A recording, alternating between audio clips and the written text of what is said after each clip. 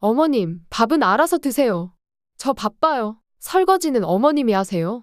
나이 그만큼 드셨으니 그 정도는 하실 수 있으시죠? 안녕하세요. 저는 경기도의 작은 마을에 사는 72세 김말순입니다. 다리가 불편해 걸음이 느리고 집안일을 처리하기도 힘든 몸이지만 젊었을 때부터 부지런히 살아왔기에 매일을 성실히 보내려 애쓰고 있습니다. 사별한 남편 대신 아들과 딸 그리고 며느리와 함께 살며 노년을 보내고 있습니다. 겉으로 보기엔 평온한 가족 같아 보이지만 실상은 전혀 그렇지 않았습니다. 며느리는 아들과 딸 앞에서는 누구보다 살뜰하고 착한 며느리처럼 행동했습니다. 어머님, 오늘도 피곤하시죠? 저녁은 제가 준비할게요. 어머님 약은 드셨나요? 건강 잘 챙기셔야 해요. 이렇게 저를 살뜰히 챙기는 척했지만 우리 둘만 남으면 그 태도는 완전히 달라진 이중적인 행동을 일삼았습니다. 어머님, 밥은 알아서 드세요. 저 바빠요. 설거지는 어머님이 하세요. 나이 그만큼 드셨으니 그 정도는 하실 수 있으시죠? 처음에는 며느리도 살다 보면 스트레스가 많아서 그럴 수도 있겠다 싶어 참았습니다. 하지만 시간이 지날수록 그녀의 무시는 점점 더 심해졌습니다. 제가 아프다고 하면 약을 감추거나 제가 좋아하는 반찬은 일부러 빼놓는 일까지 생겼습니다. 이런 괴로움이 쌓여도 가족들 앞에서 털어놓을 수 없었습니다. 괜히 집안의 화목을 깨는 사람이 될까 두려웠기 때문이죠. 그런데 어느 날 아들이 제게 이런 말을 했습니다. 엄마, 와이프도 엄마한테 최선을 다하고 있잖아요. 많이 힘든데 조금만 더 이해해 주시면 안 돼요? 그 말을 듣는 순간 제 마음이 무너지는 것 같았습니다. 제가 참아온 고통이 오히려 저를 힘든 사람으로 몰아가는 상황이 된 겁니다. 딸도 한마디 거들면서 며느리 편을 드는 말을 했습니다. 엄마, 올케도 참 힘든데 너무 엄격하게 대하시는 것 같아요. 우리 올케 같은 며느리가 또 어디 있다고. 며느리는 가족들 앞에서는 마치 저를 위해 모든 걸 헌신하는 듯 행동하며 저를 나쁜 사람으로 몰아갔습니다. 저는 억울했지만 가족들에게 말해봤자 믿어주지 않을 것 같아 더 이상 말하지 못했습니다. 그렇게 저는 참고 견디며 살아왔습니다. 오늘은 그런 제 이야기를 들려드리려 합니다. 겉으로는 평온해 보이는 가족의 이면에서 벌어지는 갈등과 그로 인한 제 고통에 대한 이야기입니다. 이야기 시작 전 구독과 좋아요는 큰 힘이 됩니다. 자, 그럼 시작하겠습니다. 안녕하세요. 저는 경기도의 작은 시골 마을에서 살고 있는 72세 김말순입니다. 제가 사는 곳은 남편과 30년 넘게 함께 가꾸어 온 단층집입니다. 집 앞에는 작은 마당과 텃밭이 있고 옆집과는 담 하나를 사이에 둔 아늑한 곳이에요. 하지만 남편이 세상을 떠난 뒤로는 이 집이 점점 쓸쓸하고 무겁게 느껴졌습니다. 남편은 참 성실한 사람이었습니다. 젊었을 때는 건설 현장에서 하루 종일 일하고도 돌아오면 농사일까지 하던 사람이었죠. 저희는 가진 것 없는 가난한 삶 속에서도 서로를 의지하며 살았습니다. 남편은 자주 이렇게 말했어요. 말순아, 우리 자식들만큼은 너처럼 고생하지 않게 해줘야지. 그는 이 말을 지키기 위해 정말 열심히 일했습니다. 그의 희생 덕분에 아들과 딸은 대학을 졸업하고 각자 사회에 나가 자리 잡을 수 있었죠.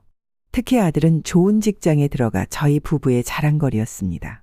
딸은 결혼 후 시댁이 있는 대도시로 떠났지만 그래도 자주 연락하며 저를 걱정해주는 따뜻한 아이입니다.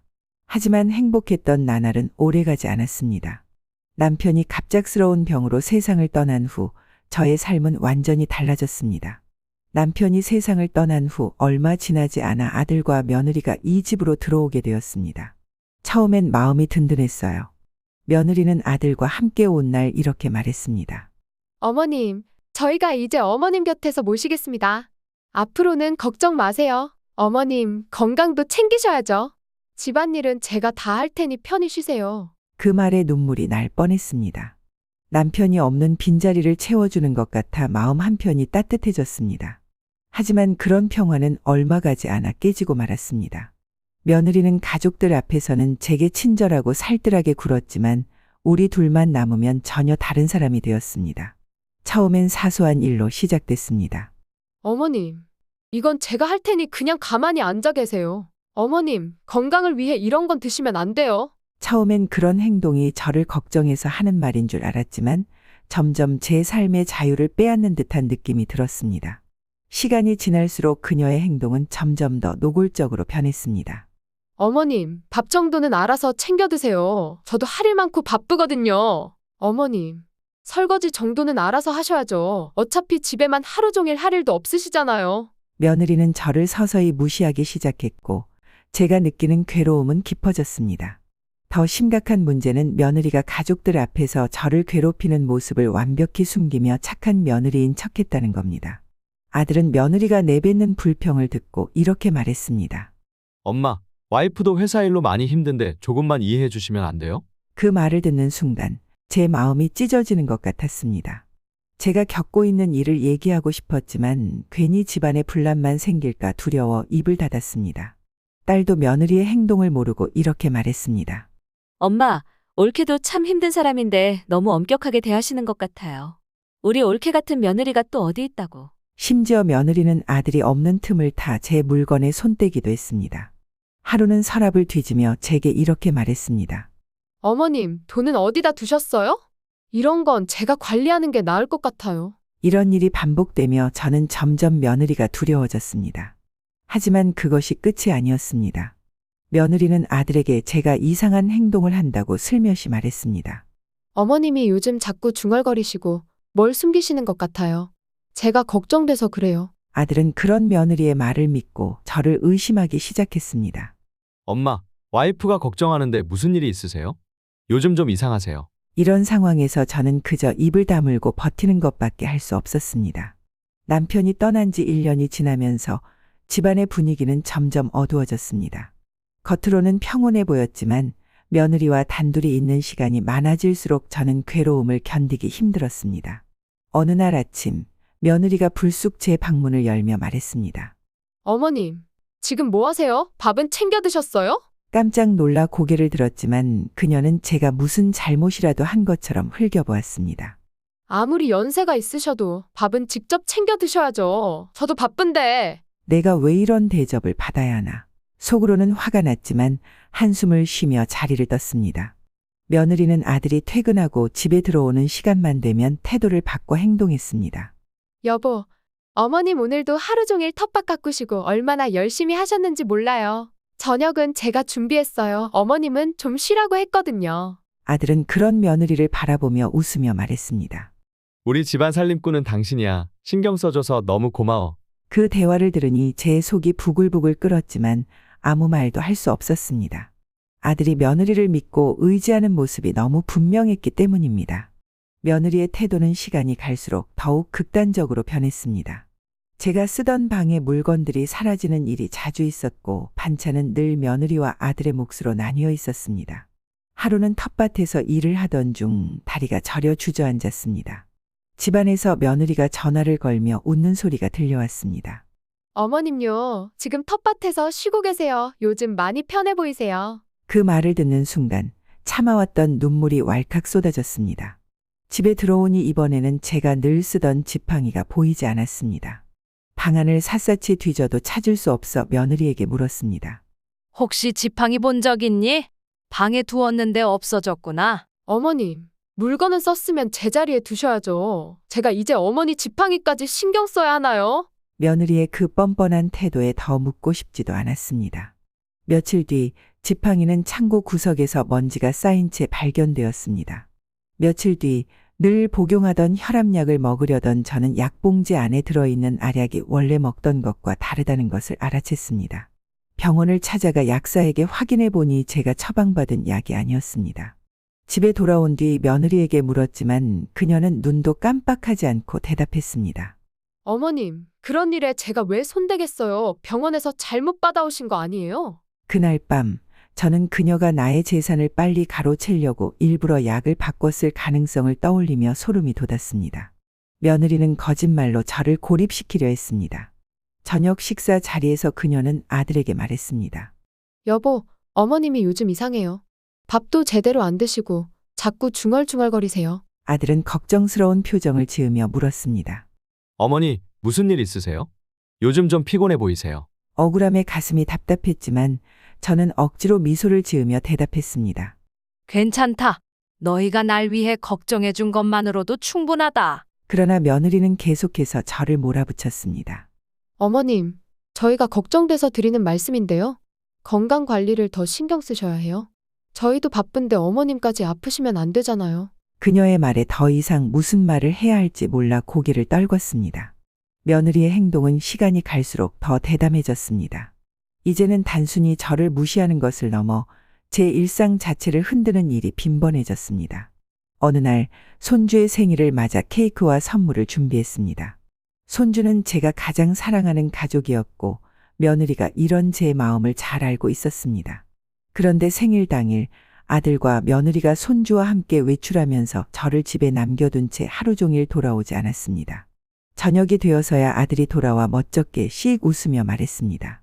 어머니, 오늘은 친구들과 약속이 있어서 손주 생일은 밖에서 간단히 했어요. 다음 생신 때 챙길게요. 며느리는 제 눈을 피하며 조용히 방으로 들어갔습니다. 케이크와 선물을 바라보며 저는 밤새도록 잠을 이루지 못했습니다. 며느리는 점점 더 교묘하게 저를 몰아세웠습니다. 며칠 후 아들은 퇴근하자마자 저를 불러 앉혔습니다. 엄마 와이프 말이 맞아요. 와이프에게 심한 말씀을 하셨다고 들었는데. 저는 너무 당황스러웠습니다. 그날 며느리와 단둘이 대화한 적조차 없었기 때문입니다. 나는 그런 말을 한 적이 없다. 대체 무슨 말을 들었니? 하지만 아들은 며느리를 완전히 믿는 듯 보였습니다. 엄마가 요즘 스트레스를 많이 받으시는 것 같아요. 쉬면서 마음 편히 생각해 보세요. 며느리는 문 뒤에서 대화를 엿듣고 있었는지 갑자기 등장해 눈물을 글썽이며 말했습니다. 저 나름대로 어머님한테 한다고 하는데 어머님은 도대체 나한테 왜 이러시는지 모르겠어요. 어머님께 상처받고 싶지 않아요. 하지만 제가 잘못한 게 있으면 말씀해 주세요. 제가 고치겠습니다. 그녀의 연기에 저는 말문이 막혔고 아들은 그녀의 등을 다독이며 위로했습니다. 며느리의 행동은 점점 더 노골적이 되었습니다. 어느 날 집안일을 하다 제가 그만 그릇을 깨뜨렸습니다. 그것을 본 며느리는 한숨을 쉬며 대놓고 말했습니다. 어머님, 이제 이런 일도 못 하시겠죠? 제가 다 한다고 했잖아요. 가만히만 있어도 이런 일 없을 텐데 괜히 움직여서 어머님은 일을 망치시잖아요. 그녀의 태도는 저를 아예 무능한 사람으로 취급하는 것이었습니다. 저는 억울하고 서러웠지만 아들에게 말하면 오히려 제가 잘못한 것처럼 보일까 두려워 아무 말도 할 수 없었습니다. 며느리는 이제 시누이에게도 저에 대한 부정적인 말을 흘리기 시작했습니다. 어느 날 딸이 집에 방문했을 때 며느리가 곁에 앉아 이렇게 말했습니다. 형님, 어머님이 저에게 좀 서운하신 게 많으신가 봐요. 제가 뭘 잘못했는지 모르겠어요. 시누이는 며느리의 말을 듣고 나를 이상한 눈으로 바라보며 이렇게 말했습니다. 엄마, 올케가 이런 말씀을 할 정도면 뭔가 문제가 있는 거 아니야? 이런 착한 며느리 어디 있다고 평소에 왜 이렇게 올케를 힘들게 하세요? 시누이의 말을 들은 순간 저는 더 이상 견딜 수 없었습니다. 내가 언제 그랬니? 너도 내 옳게 말을 다 믿는 거니? 하지만 딸은 한숨을 푹 쉬더니 대화를 멈추고 집을 떠났습니다. 저는 딸에게조차 오해를 받았다는 사실이 너무나도 슬펐습니다. 며느리의 행동은 시간이 갈수록 대담해지고 악랄해졌습니다. 이제는 단순히 저를 무시하는 것을 넘어 제 존재 자체를 부정하는 듯한 태도를 보였습니다. 며느리의 악행은 날이 갈수록 심해졌고 가족들의 오해는 깊어졌습니다. 저는 더 이상 참을 수 없었습니다. 오랜 침묵 속에서 저는 결심했습니다. 지금까지 참은 것은 가족을 위해서였다. 하지만 이제는 나 자신을 위해 싸워야 한다. 이제 며느리가 저를 괴롭히며 쌓아온 거짓과 악행의 껍질을 하나씩 벗겨내기로 했습니다. 한밤중 저는 침대에 누워 지난 날들을 떠올렸습니다. 남편과 함께 일곤 이 집, 손수 키운 자식들, 그리고 지금의 고통스러운 상황까지. 마음속에서 복잡한 감정이 휘몰아쳤습니다. 나는 왜 이렇게까지 외면받고 살아야 할까? 내가 정말 잘못한 걸까? 눈물이 베개싯을 적시며 흐르던 그 순간 문득 며느리가 저를 바라보던 차가운 눈빛이 떠올랐습니다. 그날 며느리가 했던 모욕적인 말들이 머릿속에서 떠나지 않았습니다. 아니야. 잘못한 건 내가 아니라 며느리야. 내가 이대로 무너지면 며느리는 더 나쁜 짓을 할 거야. 저는 이불을 걷어차고 자리에서 일어났습니다. 저는 작은 수첩을 꺼내 책상에 앉았습니다. 그동안 당했던 일들을 떠올리며 하나씩 적어 내려갔습니다. 7월 10일 약이 바뀌어 있었다. 며느리는 부인했지만 내 기억은 분명하다. 7월 15일 내가 찾던 지팡이가 창고에서 발견됐다. 며느리가 일부러 숨겼다고 확신한다. 손이 떨렸지만 한 줄 한 줄 적어나갈 때마다 마음이 조금씩 가벼워지는 기분이 들었습니다. 이것이 나를 지키는 첫걸음이다. 그날 이후로 며느리와의 대화, 그녀의 행동을 빠짐없이 기록하기 시작했습니다. 며칠 후 저는 작은 녹음기를 구입했습니다. 며느리와 단둘이 있는 순간마다 녹음기를 켜두었습니다. 그날 저녁 녹음된 소리를 확인하며 소름이 돋았습니다. 며느리가 저를 대놓고 무시하며 내뱉은 말들이 고스란히 녹음되어 있었습니다. 어머님, 언제까지 제가 이 집에서 어머님 뒤치다꺼리를 해야 하죠? 솔직히 나이 드셨으면 이 정도는 어머님이 좀 알아서 하셔야지요. 나도 바쁜 사람인데. 손이 떨렸지만 동시에 묘한 안도감이 들었습니다. 이제 아무도 내 말을 믿지 않는다고 하더라도 이 소리들은 진실을 증명할 것이다. 증거를 어느 정도 모은 후 저는 용기를 내어 동네 법률 상담소를 찾아갔습니다. 작은 가방에는 녹음 파일이 저장된 USB와 몰래 찍은 사진이 들어 있었습니다. 상담사는 제 이야기를 진지하게 들은 뒤 말했습니다. 어머님, 증거가 명확하네요. 이 정도면 법적으로도 대응할 수 있습니다. 며느리의 행동은 명백히 학대에 해당합니다. 그 말을 듣는 순간 제 마음속에 희망이 피어났습니다. 이제라도 싸울 수 있다는 사실만으로도 충분하다. 며칠 뒤 저는 딸을 조용히 불러냈습니다. 처음에는 며느리의 말을 믿고 저를 의심하던 딸도 녹음 파일을 들려주자 얼굴빛이 창백하게 변했습니다. 엄마, 이게 진짜예요? 올케가 진짜 이런 말을 했다고요? 제대로 미쳤네. 저는 고개를 끄덕이며 눈물을 글썽였습니다. 이제라도 알았다면 다행이다. 네가 나를 믿어준다면 나도 더 힘을 낼 수 있을 것 같다. 딸은 저의 손을 꼭 잡아주며 말했습니다. 엄마, 이제부터라도 제가 도울게요. 절대 올케가 이대로 계속하진 못하게 가만히 안 둘 거예요. 딸의 지지와 제가 모은 증거들로 저는 며느리의 맞서기로 굳은 결심했습니다. 모든 거짓말과 악행을 세상에 드러낼 준비를 하며 제 삶을 되찾기 위한 첫걸음을 내디뎠습니다. 이제 며느리에게 더 이상 무시당하지 않을 것이다. 이 싸움에서 나는 반드시 이길 것이다. 증거를 충분히 확보한 후 저는 아들, 며느리, 딸을 한자리에 불렀습니다. 오랜만에 가족이 모두 모인 자리에서 며느리는 여전히 상냥한 얼굴로 저를 대했습니다. 어머님, 오랜만에 이렇게 가족이 모이니 너무 좋네요. 하지만 저는 이제 그런 가식적인 말에 속지 않았습니다. 테이블 한가운데 USB와 녹음기가 놓여 있었습니다. 너희를 부른 이유는 하나다. 지금까지 있었던 모든 일을 다 밝히려고 한다. 아들과 딸은 놀란 표정으로 저를 쳐다보았습니다. 며느리는 당황한 기색도 없이 웃으며 말했습니다. 어머님, 무슨 말씀을 하시려고요? 요즘 피곤하셔서 오해가 많으신 것 같은데요. 저는 녹음기를 재생했습니다. 며느리가 저를 모욕하며 했던 말들이 생생히 울려 퍼졌습니다. 어머님, 언제까지 제가 이 집에서 어머님 뒤치다꺼리를 해야 하죠? 솔직히 나이 드셨으면 이 정도는 어머님이 좀 알아서 하셔야지요. 나도 바쁜 사람인데. 그제야 아들의 얼굴이 굳어지기 시작했습니다. 이게 뭐야? 이게 정말 네 목소리야? 며느리는 잠시 말문이 막힌 듯 보였지만 곧 태연한 표정으로 변명했습니다. 저런 말은 다 농담이었어요. 어머님이 오해하신 거예요. 저는 녹음뿐만 아니라 며느리가 옷장을 뒤지던 모습을 찍은 사진을 꺼냈습니다. 며느리가 옷장 안에 손을 뻗고 있던 모습이 고스란히 담긴 사진을 보자 그녀의 얼굴이 창백해졌습니다. 이건 또 뭐야? 너는 왜 어머니 물건을 만졌어? 아들의 목소리가 점점 날카로워지자 며느리는 다급하게 변명했습니다. 저 건 어머님께 필요한 물건을 정리하려고 한 거예요. 일부러 그런 게 아니에요. 하지만 이번에는 딸이 끼어들었습니다. 올케, 나도 엄마에게 농담이라고 하기엔 상처받았을 말들을 하셨다는 걸 들었어요. 이건 변명으로 넘어갈 일이 아니에요. 그리고 며느리가 미치지 않고서야 이런 말을 할 수가 있어? 증거가 쌓일수록 며느리는 궁지에 몰렸습니다. 제가 보여준 문자 메시지와 녹음 내용 그리고 사진들은 며느리의 행동을 명백히 드러내는 증거였습니다. 아들은 고개를 숙이고 손으로 이마를 짚으며 말했습니다. 도대체 왜 그랬어? 내가 그렇게 믿었는데 어머니한테 이럴 줄은 꿈에도 몰랐다. 어머니한테 이렇게 대하는 네가 이해를 못하겠어. 당장 이혼해. 며느리는 결국 울음을 터뜨리며 소리쳤습니다. 그냥 어머님이 너무 힘들게 하셨다고요. 저는 제 삶이 없었어요. 모든 걸 어머님 중심으로 맞춰야 했다고요. 그 말에 저는 차분히 대답했습니다. 너도 네 입장을 말할 수 있겠지. 하지만 내 입장도 알아야 한다. 나는 너에게 정말 잘해주려고 했어. 그런데 네가 이렇게 나를 몰아세운 걸 이해할 수 없다. 딸은 며느리의 말을 듣고 눈물을 글썽이며 제 편에 섰습니다. 옳게 그 더러운 새치 혀바닥으로 거짓말 그만하고 이제 그만 인정하세요. 어머님은 우리를 위해 평생 헌신하신 분이에요. 그렇게까지 하실 이유가 없었잖아요. 며느리는 더 이상 변명할 말이 없는 듯 고개를 숙이고 조용히 눈물을 흘렸습니다.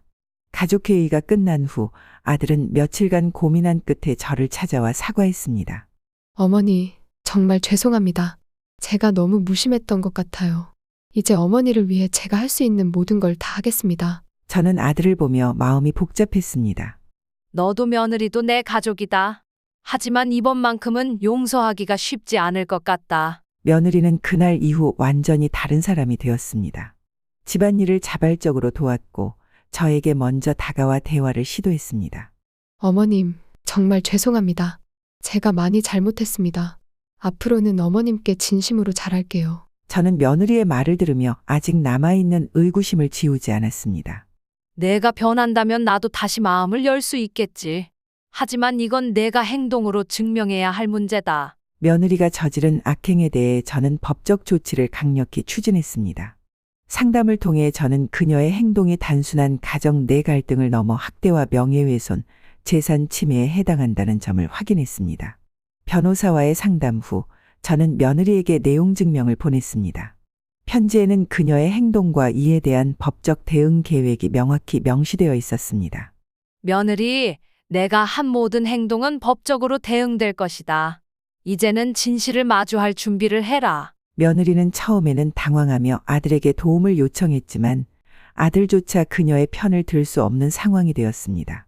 그녀가 한 행동이 증거로 명확히 드러났기 때문입니다. 소송이 시작되었을 때 며느리는 자신을 방어하려 했지만 법정에서 제시된 증거들 앞에서 무력했습니다. 녹음 파일, 문자 메시지, 사진들은 그녀가 저를 지속적으로 괴롭히고 모욕했다는 사실을 여실히 보여주었습니다. 피고는 원고를 향해 지속적인 모욕적 언행과 학대를 가했습니다.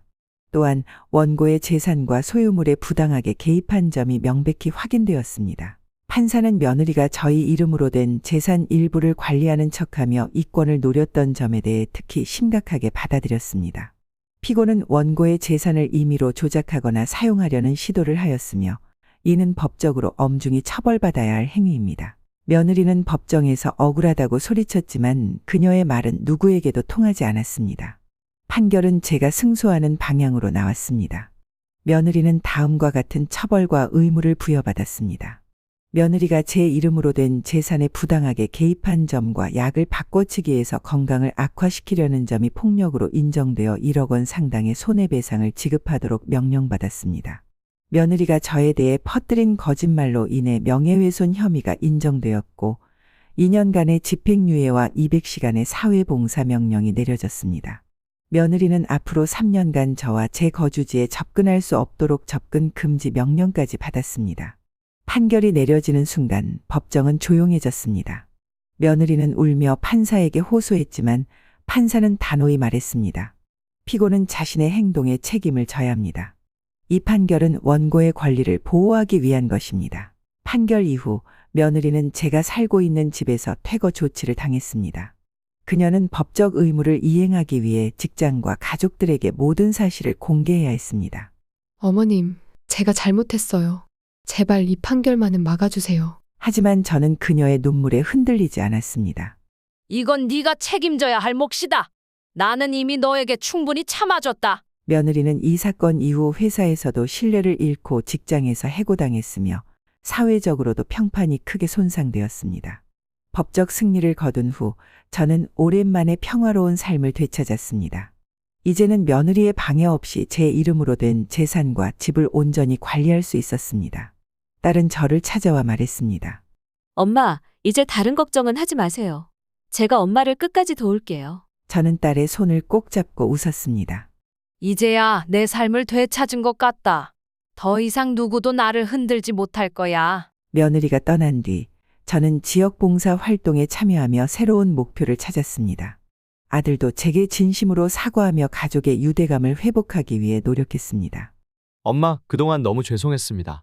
이제부터는 엄마 곁에서 제대로 도와드릴게요. 며느리가 떠난 뒤 집안에는 오랜만에 평화가 찾아왔습니다. 텅 빈 방을 바라보며 저는 오랫동안 눌러왔던 한숨을 내쉬었습니다. 이제야 고요해졌구나. 내가 지키고 싶은 이 집이 드디어 내 것이 된 것 같아. 아들은 저를 찾아와 다시 한번 진심으로 사과했습니다. 엄마, 그동안 너무 죄송했습니다. 제가 너무 어리석었어요. 이제부터는 제가 엄마를 지키겠습니다. 아들의 눈빛에는 진심이 담겨 있었고 저는 아들의 말을 믿기로 했습니다. 내가 받은 상처는 시간이 지나야 아물겠지만 네가 이렇게 노력한다면 우리 가족은 다시 회복될 거야. 그 후로 저는 딸과 함께 지역 봉사활동에 참여하기 시작했습니다. 오랜 고통을 겪은 제가 다른 사람들에게 도움을 주는 일은 큰 위로가 되었습니다.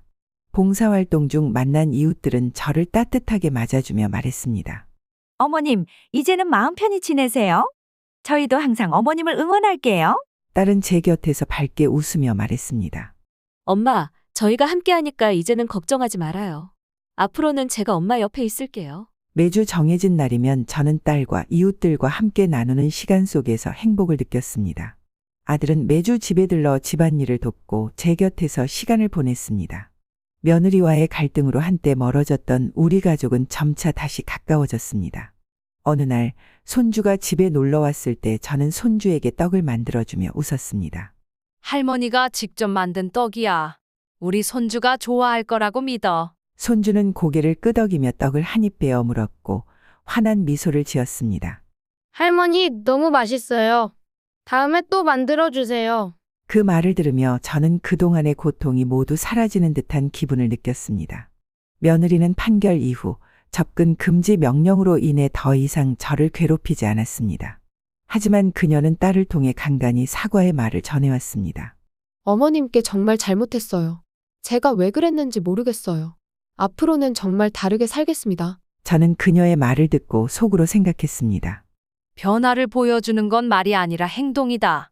내가 어떻게 살든 이제 나는 나만의 삶을 살 것이다. 이제 저는 과거의 상처를 뒤로하고 새로운 삶을 살고 있습니다. 이번 사건을 통해 저는 깨달았습니다. 누구도 나를 대신해 내 삶을 지켜줄 수 없다. 내가 나 자신을 지키지 않으면 아무도 지켜주지 않는다. 저는 인터넷에 제 이야기를 올려 사람들과 나누기 시작했습니다. 댓글로 많은 이들이 공감과 위로의 메시지를 보냈습니다. 어머님 이야기가 저에게 큰 힘이 되었습니다. 저도 용기를 내어 제 삶을 지켜내겠습니다. 이러한 메시지들은 저를 더욱 강하게 만들었습니다. 그날 밤 저는 집 마당에서 밤하늘을 바라보며 조용히 속삭였습니다. 이제는 나를 위해 살 것이다. 누구도 나를 무너뜨릴 수 없다. 앞으로의 날들은 오로지 내 것이다. 딸과 함께 웃으며 새로운 길을 나서는 저의 모습은 과거의 상처를 완전히 털어내고 있었습니다. 이렇게 며느리의 이중적인 모습과 악랄함은 시어머니의 시원한 복수로 끝이 났습니다. 장시간 시청해 주셔서 감사합니다.